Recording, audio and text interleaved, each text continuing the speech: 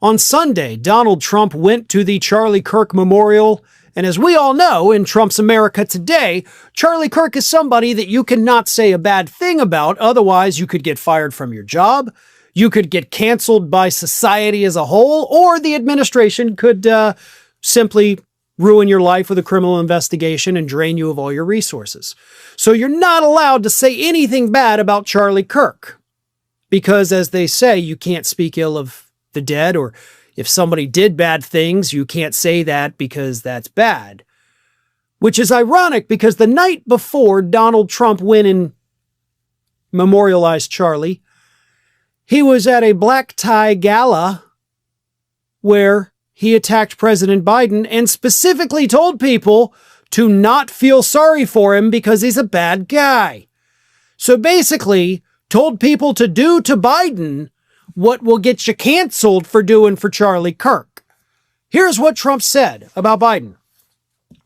Biden was always a mean guy, but never a smart guy.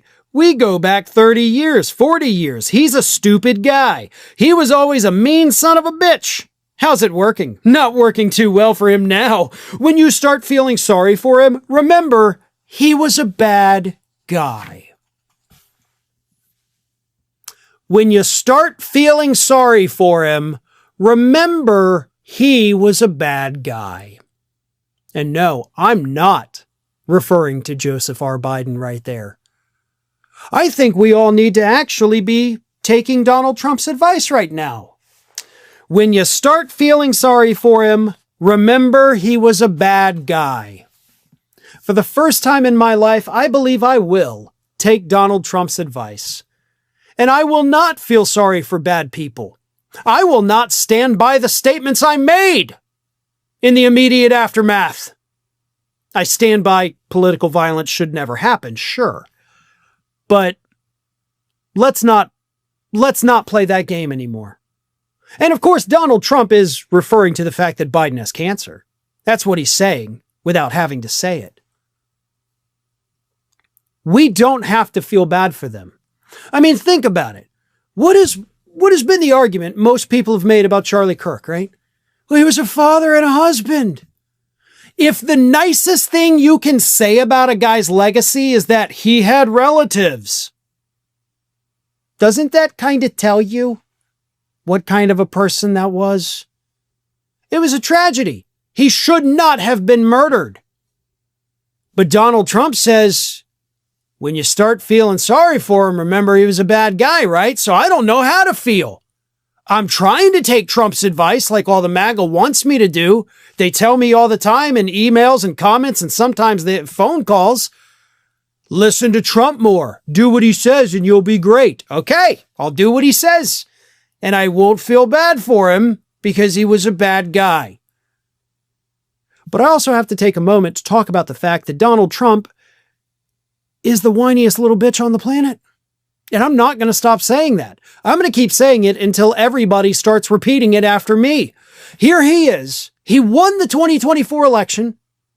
He beat Biden in that debate because Biden was absolutely showing signs of cognitive decline. I'm not going to take away those victories from him because he got them. But even with Biden in cognitive decline, Trump still barely won that debate. But you won. Okay, you won.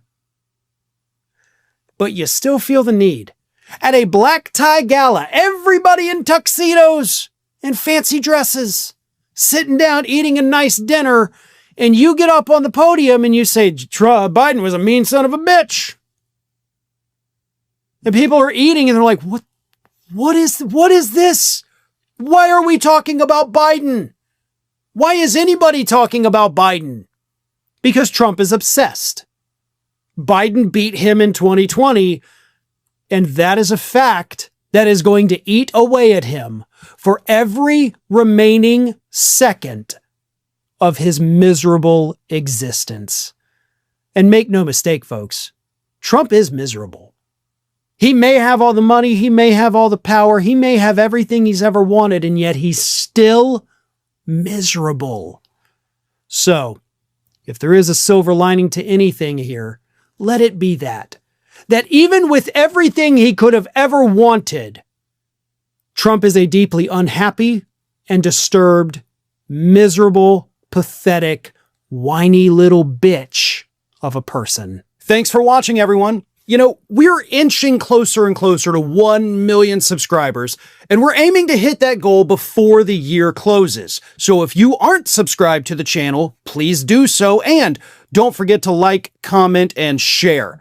Thanks for joining us as we head towards this huge milestone.